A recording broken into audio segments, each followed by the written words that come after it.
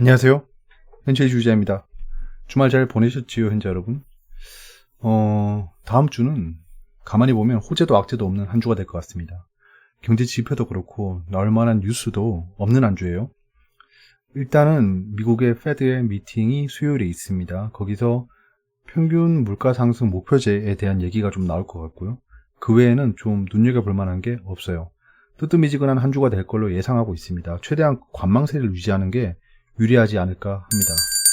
예, 말씀드린 대로 호재도 악재도 없어요. 그리고 테슬라가 S&P 500 추가 편입 여부가 발생할지가 좀 관심인 겁니다. 저게 발생하면 약간 나스닥에 좀 지각 변동이 생길 수도 있어요.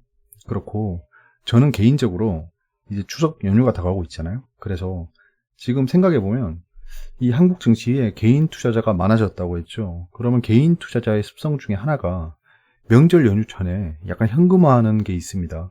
그래서 매년 이제 증시에 들어오신 분들은 모르시겠지만 매년 명절 전이 되면 명절 때 돈이 필요하답시고 뭐 현금화를 한다. 약간 이런 얘기가 있어요. 그리고 제가 봤을 때는 연휴가 길기 때문에 연휴 동안 무슨 일이 발생할지 모른다는 거예요. 무슨 일이 발생할 줄 모르니까 좀 현금화를 하고 지켜보는 거죠. 왜냐하면 추석 동안 장이 안 열리잖아요. 근데 추석 동안 막 북한이 막 미사일을 쏘고 막 트럼프가 코리아 뭐 이렇게 얘기하고 이러면 악재에 대한 대응이 안 된다는 겁니다. 그럼 추석이 끝나고 시초가 때 위험하겠죠. 그렇기 때문에 좀 현금화를 하는 경향이 없잖아 있습니다. 그래서 저는 개인 투자자가 많아졌기 때문에 아마 추석 연휴 전에 좀 변동성이 커질 거로 생각을 하고 현금화를 좀 하려고 합니다. 예, 뭐 아젠다는 똑같습니다. 시황 요약, 주요 이슈 및 코멘트, 뉴스, 주요 일정, 글로벌 주식시장, 주요 재화, 지표 분석으로 가겠습니다.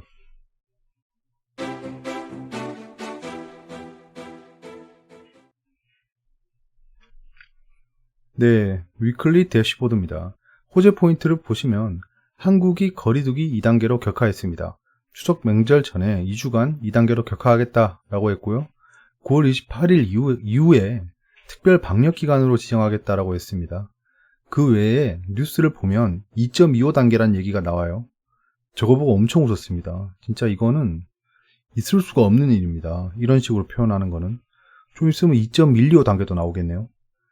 이렇게 예, 예, 말을 말겠습니다. 이런 건 미국의 아스트라제네카가 백신 개발에 대한 의지를 표명했습니다. 임상 중단에 대한 사유 발표를 좀 주목해봐야 될 것 같아요. 이게 뭐 여러 전문가들은 당연히 이렇게 얘기합니다.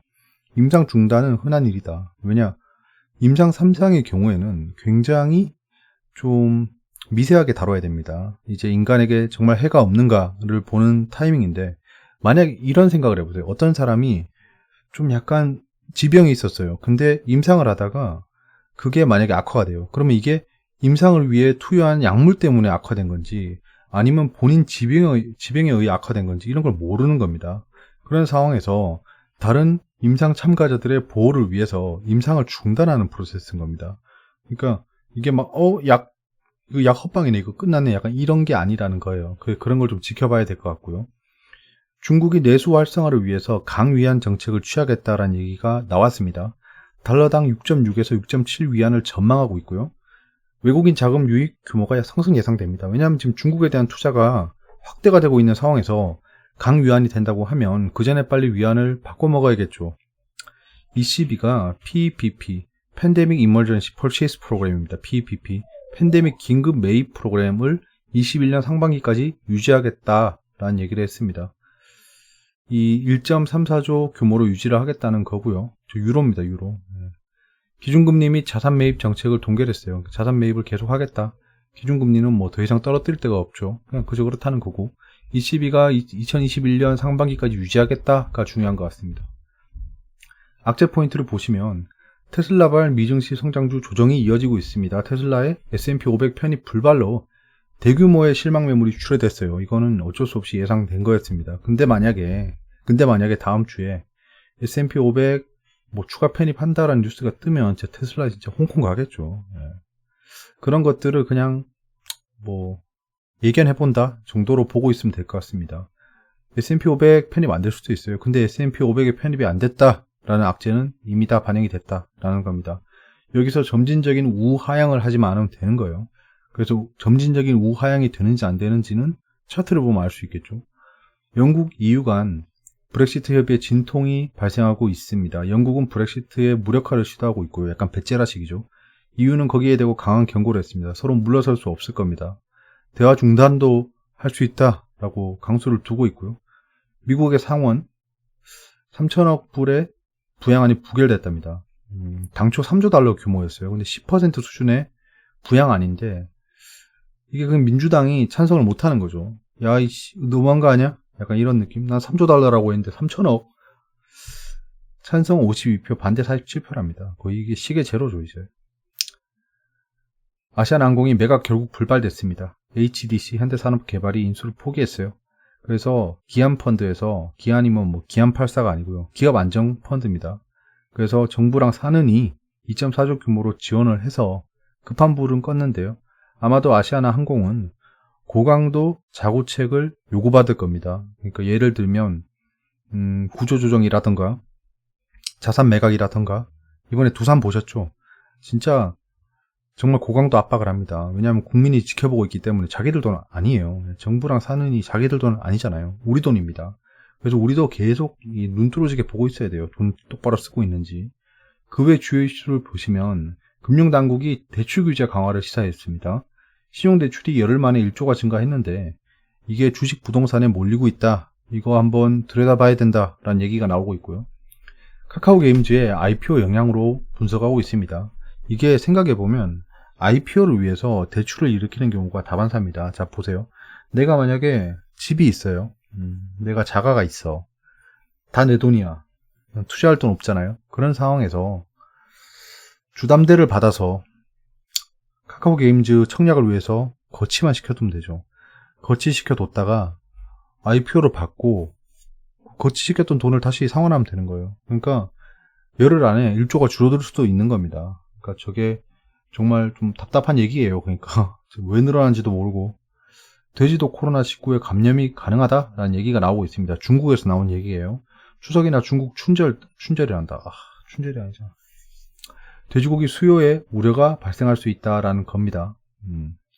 왜냐면 중국은 돼지고기 엄청 많이 먹잖아요. 근데 만약에 돼지가 코로나 걸려서 다 죽었다 생각해보세요.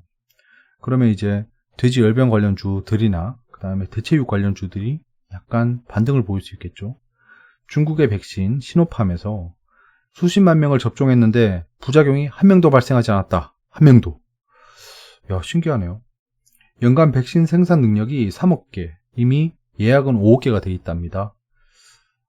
저게 사실이면 뭐 좋은 건데 사실 저걸 맞을 사람이 있을까요? 예, 모르겠네요. 뭐 중국은 다 맞겠죠. 정치권 혼동 및 대립 지속 중입니다. 지금 현재 뭐 추미애 장관도 그렇고 뭐 기존 기성 정치인들에 대한 이슈가 많습니다. 그래서 정치 테마주를 좀 사볼 예정입니다. 여러 가지 가능성이 발생할 수 있겠죠. 이렇게 되면 정치권의 앞으로 발생할 만한 이슈가 어떤 게 있을지를 생각해 보면서 관련 있는 인물들의 정치 테마주를 매수해 두겠습니다. 그 다음 이슈 한번 보시죠.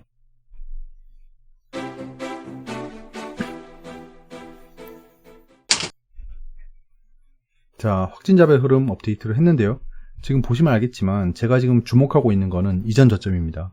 이전 저점을 주목하고 있고 이전 저점 밑으로 내려가면 굉장히 큰 폭의 하락이 나올 수 있습니다. 조심해야 돼요. 조심해야 되고 지금 코로나 확진자 수는 줄어들고 있습니다. 뭐 계속 늘어날 수는 없겠죠. 사람들이 이 망각의 동물이라서 확진자가 좀 줄어들기 시작하면 약간은 좀 나사풀인 듯이 행동을 하죠.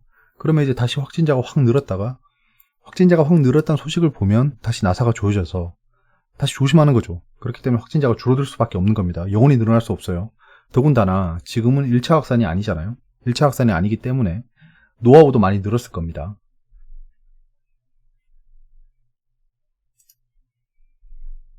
자, 국내 뉴스를 한번 보시죠.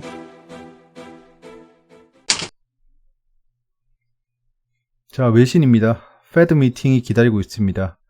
Meeting on Wednesday. 예, 수요일날 한다는 거고요.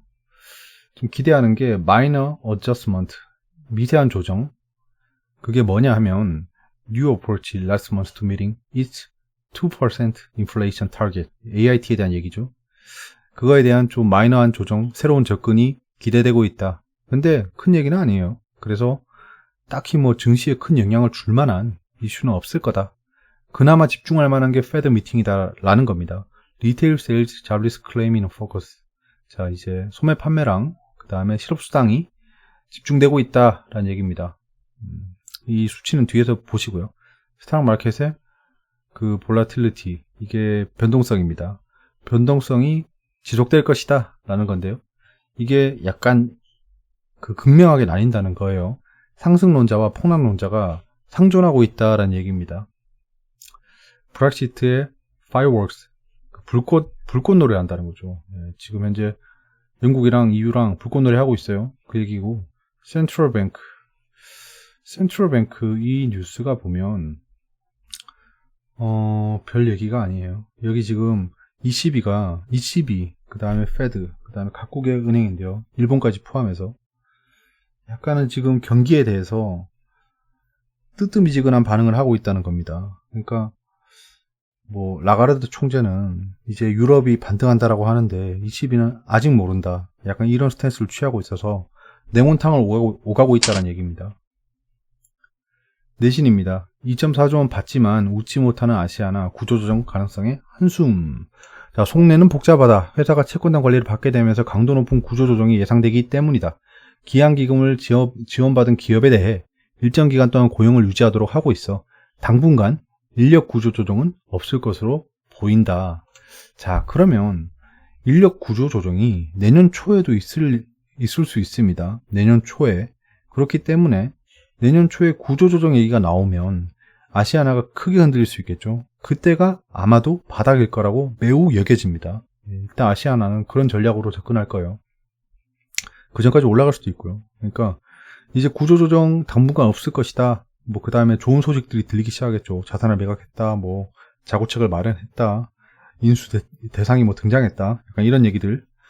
부동산 막차 놓친 2030 주식은 생존수단이라는 건데요. 요 내용도 재밌어요. 보세요. 2030 세대의 평균 투자금은 1600만 원이었다. 뭐 2030이 1600만 원은 좀 애매하네요. 자본이 부족한 이들은 우량주 중심의 기성세대와 달리 등락폭이 큰 바이오주나 중소형 테마주에 투자했다. 단타 성향도 두드러졌다. 회전율은 20대가 2300%, 30대가 25000%, 40대가 1383%, 50대가 2000%, 50대 분들, 60대 이상이 728%, 720, 이건 뭐 거의 뭐 다들 뭐 단타를 하고 있다는 거잖아요. 이 정도면. 1600만 원이 들어가 있는 계좌를 가지고 있는 30대는 1600만 원치 주식을 251번 샀다 팔았다는 얘기다. 참, 이게 생존 수단 치고는 굉장히 치열하시네요. 여러분들은 단타에 매진하지 마시고, 단타를 내가 정말 잘 친다. 나는 진짜 단타하면 미륵이다. 내가 단타계의 마에스트로다. 이런 분들은 해도 돼요. 근데 그렇지 않은 분들은 하지 마세요. 그냥. 매일같이 6천억 가족 몰래 주식 산 삼촌들. 홍콩 외국계 자산 운용사 A 매니저는 동학개미들 때문에 낭패를 봤다고 털어놨다. 홍콩의 운용사 대부분 현금 확보를 위해 한국을 비롯한 아시아권 주식을 처분하는 중이었다. 맞죠? 이게 코로나 사태 발발하고 거의 패시브 머니가 나갔어요. 예전에는 우리가 주식을 팔면 주가가 하락해 더 낮은 가격에 살 수 있었는데 이번에는 상황이 달랐다며 팔면 팔수록 주가가 올라 재매수 타이밍을 잡지 못했고 결국 7월 중순 본격적인 매수에 들어갔다. 얘들은 살 수밖에 없어요. 증시를 살 수밖에 없습니다. 사모펀드라든가 주식 투자를 통해서 돈을 버는 주체가 사라지지 않는 한 주식시장에 돈은 반드시 들어옵니다. 이만한 게 없거든요. 그냥 공인 도박장이죠. 걔들한테는. 그렇기 때문에 저런 얘기가 나올 수도 있다는 생각을 합니다. 근데 익명이라서 뭐 신뢰성은 떨어지지만 저런 얘기가 나올 수도 있을 거라 생각했어요. 그래서 제가 외국인은 반드시 돌아올 수밖에 없다라고 말씀드렸던 게 이런 얘기입니다. 걔들은 들어올 수밖에 없어요. 근데 얘들이 팔면서 가격이 하락하고 있어야 되는데 개인 투자자인지 기관인지 뭔지 모르겠지만 팔면서도 떨어지지 않았어요. 그래서 전 외국인 애들이 공격적으로 팔지 않았을 뿐더러 개인 투자자의 매수세가 유입됨으로써 증시가 아사리판이 됐다라고 생각했는데 외국계 투자자들은 이런 얘기를 할 수도 하고 있다네요. 할 수도 있다고 생각합니다. 세계 경제 회복 벌써 둔화 조짐이다. 프랑스 보험사 악사 다이렉트 아시죠? 질 모의 수석 이코노미스트는 주요국들이 전반적인 봉쇄에 들어가지 않는 한 경제는 계속해서 상처를 치료해 나가겠지만 수개월 전 경제 재개 당시의 급격한 회복세는 지속할 수 없다고 비관했다. 이게 아다르고 어다른 거예요. 잘 보세요. 비관했다라고 하는데요. 이거 당연한 말이에요. 왜냐하면 잘 보세요. 진짜 잘 생각해 보세요. 이게 틀린 말이 아니에요. 맞는 말인데 뭐가 틀렸냐 하면 맞는 말 중에서 뭐가 틀렸냐 하면 경제는 계속해서 상처를 치료해 나가겠지만 수개월 전 경제 재개 당시의 급격한 회복세는 지속할 수 없다고 비관했다. 이게 얼마나 말이 안 되는 얘기냐 하면 수개월 전 경제 재개 당시면 락다운 돼서 3월 이후에 락다운 돼서 진짜 GDP가 마이너스 20% 30% 정도 찍었을 때 그때는 순간적인 그냥 락다운에 의한 악재였죠. 그 다음에 반드시 단기 반등하겠죠. 경제가. 왜냐하면 락다운이 풀리면 급격하게 회복할 거예요. 그 뒤에 점진적인 회복이 발생할 건데 지금 이 사람은 그 얘기를 하고 있습니다. 마치 내가 어렸을 때 고등학생까지 키가 막 1m 넘게 크잖아요. 한 60cm에서 갑자기 1m 80 이렇게 되니까 그 상황에서 내가 지금은 어릴 때처럼 키가 클 수 없다. 약간 이런 얘기를 하고 있는 거예요. 그러니까 틀린 말이 아닌데 되도 않은 말인 겁니다. 이 당연한 얘기예요. 생각해보면. 그렇습니다. 아무튼 뭐 이런 애들이 질비해요. 지금. 무슨 뭐 왜 수석 이코노미스트인지 모르겠습니다. 폭등후 폭락 니콜라 사기 보고서에 변호사로 맞대응한다. 니콜라 투자업체 힌덴버그 리서치는 이거 되게 재밌었어요. 니콜라가 완전한 기능의 제품을 만들지 못한다며 기술 역량, 파트너십, 제품 등과 관련해 수많은 거짓말을 쏟아냈다고 지적했다. 그러면서 니콜라가 공개했던 세미트럭의 고속도로 주행 영상은 언덕 꼭대기로 트럭을 견인한 뒤 언덕 아래로 굴러가는 장면을 촬영한 것이라고 폭로했다. 이게 사실이면 진짜 이거 완전 생양아치죠. 근데 이걸 얘기한 주체가 되게 재밌습니다.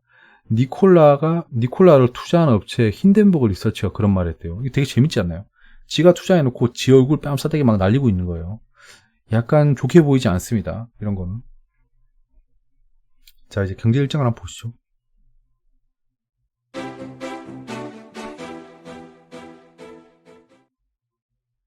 자, 글로벌 경제 캘린더입니다. 보실 거는 뭐 몇 개 없어요. 아까 말했듯이 소매 판매 약간 줄어드는 걸로 나옵니다. 소매 판매들이. 그리고 실업수당 청구 건수가 여기 있죠. 예. 근데 예측치가 없어요. 아마도 줄어들지 않을까 생각됩니다. 그 다음에 FOMC 연준의 그 회의가 있고요. 기자회견까지 있습니다. 국내 주요 이벤트를 보시면 좀 눈여겨봐야 할 게 9월 14일이 반기보고서 제출 마감일입니다. 이거 코로나 때문에 외국계 뭐 자회사라던가 그런 애들 둔 거는 약간 늦어질 수 있기 때문에 반기보고서 제출일을 좀 미뤄주겠다라고 했는 마감일인 거예요. 그 이때 제출 못하면 관리 종목 지정되겠죠. 그 다음에 수소 온라인 심포지엄 뭐 블라블라블라들이 있습니다. 한번 보세요. 자, 이제 9월 18일까지 테슬라 S&P 500 편입 결정일으로 보입니다. 지금 현재 S&P 500 S&P 편입 실패해서 2차전지 관련주 폭락까지는 안 돼요. 이게 왜냐하면 중간에 스토리가 있었는데 테슬라가 배터리 그 프라이스 패리티라고 하죠. 그거 추진하면서 자기들이 배터리 업체를 인수했어요. 그런 것 때문에 나머지 2차전지 업체들이 먹을 게 없을 거다라고 리포트를 냈어요. 외국계에서. 그래서 삼성 SDI랑 LG화학이 좀 조정을 보인 적이 있었죠. 그것 때문에 테슬라에 악재가 발생해 버리니까 우리나라 2차전지 관련주가 폭락을 안 한 겁니다. 약간 그런 거예요. 9월 18일부터 22일까지 유럽 종량학회가 진행됩니다. 이거 약간 줄었다고 하지 않았나. 그 다음에 9월 22일이 배터리 데이가 있습니다. 이제 글로벌 주식시장을 좀 보시죠.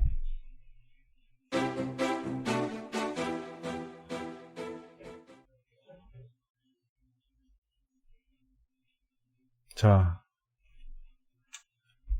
이게 아니다. 예. 지금 현재 미국 증시는 조정을 보였어요. 양쪽으로 보시면 알겠지만 미국 증시는 테슬라 S&P 편입 실패를 시작으로 조정을 보였는데요. 지금 이게 너무 상승 세기형으로 가서 결국에는 상승 세기형을 이탈했는데요. 약간 이렇게 되면 약간 요렇게는 될 수 있어요. 약간 요런 느낌. 그리고 나스닥도 보시면 상승 세기를 그리다가 이거 상승 세기까지 아니죠. 예. 상승형을 그리다가 결국 여기를 이탈해 버렸어요. 똑같죠? 예. 떨어져봐야 이 정도 될 거라고 여겨집니다. 많이 떨어져도 이 정도겠죠. 여기 밑으로 떨어지는 건 상상하기 어려워요. 크나큰 악재가 발생해야 됩니다. 자, 그리고 유로존도 지금 현재 미국 증시랑 동기화가 돼 있어요. 예, 얘들도 상승 추세를 그리다가 똑같이 떨어졌어요. 똑같이 떨어졌고, 그 다음에 상해 종합 증시를 보시면 조정폭을 보이고 있습니다. 근데 조정이 좀 컸죠. 근데 여기 공중부양한 라인이 있어요. 여기 이렇게 두 개. 그렇기 때문에 약간 떨어지면 이렇게 떨어질 수 있지만 그런 건 좀 어려울 것 같고요. 여기서 반등할 거로 여겨집니다. 그 다음에 코스피는 전 세계 증시와는 다르게 약간은 좀 힘이 셌어요. 예, 상승으로 끝났습니다. 한 주. 키왕 짱이죠. 한국이 정말 강합니다. 코스닥 같은 경우에는 더 올랐어요. 지금 52주 신고가를 계속 갱신하고 있습니다. 이러다가 그 지난 2018년 고점을 갱신할 수도 있겠습니다. 5%만 오르면 돼요. 그래서 지금 현재 한국 증시의 흐름은 좋다. 하락할 만한 여지는 좀 보이지 않는다라는 겁니다. 하락 지지선 여기죠. 예. 여기도 하락 지지선 여기죠. 그러니까 하락 지지선 한번 딛고 올라갔습니다. 둘 다. 그렇기 때문에 여기 전고점 돌파한지 여부만 보면 될 것 같아요. 자, 그 다음에 한국 증시 흐름을 종합해 보면 일단 수치부터 보시죠.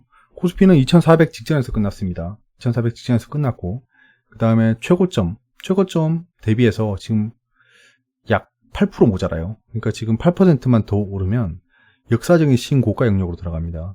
그럼 그때쯤 되면 삼성전자 굉장히 많이 올라있겠죠. 근데 그게 머지않았다라는 겁니다. 신용은 코스피 신용이 갑자기 굉장히 늘고 있어요. 지금 보시면 코스피 신용이 좀 늘고 있고, 대차는 양시장 모두 줄고 있습니다. 누적 금액이 지금 현재 이거 잘 보셔야 돼요. 개인이 지금 41조, 그 다음에 코스닥 21조 하면 두 개 합치면 거의 한 63조 정도 돼요. 63조를 샀습니다. 예전에 최고점 대비해서 순매수로. 그 외국인은 거의 한 40조 가까이 팔고 있고요. 기관이 양시장 포함해서 22조를 팔고 있어요. 그러니까 이 호랑 말코 같은 놈들이 계속 팔고 있는 겁니다. 기관은 믿으면 안 돼요. 기관은 좀 그래요. 기타 법인의 누적도 조금씩 줄고 있습니다. 이번에 뭘 팔았더라 얘네가? 금요일 시장에서 기타 법인이 굉장히 많이 매도를 했습니다. 코스닥은 지금 현재 신용이 계속 늘고는 있지만 코스피보다는 좀 덜하다. 갑자기 코스피에 신용이 몰리고 있어요. 이게 무슨 일인지 모르겠네. 그러고 지금 추세를 보시면 알겠지만 공매도 잔고는 계속 줄고 있습니다. 양시장 모두 계속 줄고 있어요.